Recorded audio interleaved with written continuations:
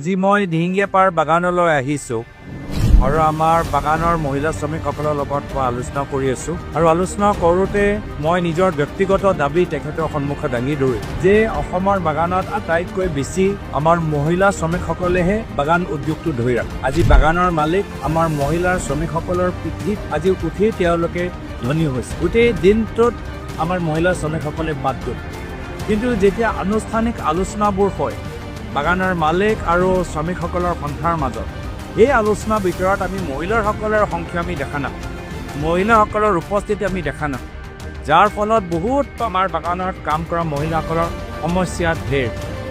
তেওঁলোকৰ খোৱা খাদ্যৰ পৰা তেওঁলোকৰ বাহিৰলৈ যোৱা অসুবিধাৰ পৰা দৰৱৰ পৰা ৰাস্তা অহা যাওঁতে বহুতখিনি সমস্যা, বহুতখিনি মহিলা শ্ৰমিকসকলৰ ওচৰত ভাল এটা টয়লেটো নাই।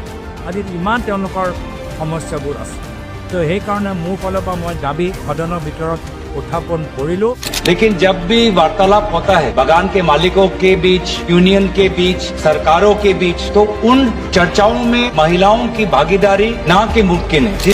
যেতিয়া বাগানৰ মালিক আৰু বাগানৰ শ্ৰমিকসকলৰ মাজত যেতিয়া আলোচনাবোৰ হয়, সেই আলোচনাত আমাৰ নিয়মত আইনত সোমাই দিব লাগে যে মহিলাসকলৰ প্ৰতিনিধি এই আলোচনাৰ ভিতৰত থাকক।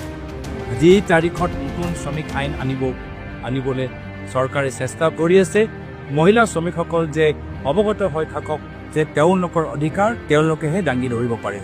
এইখিনি কথা আজি আমি এই দিহিঙীয়া পাৰ বাগানৰ ভিতৰত আমি আলোচনা কৰি। নমস্কাৰ, ধন্যবাদ।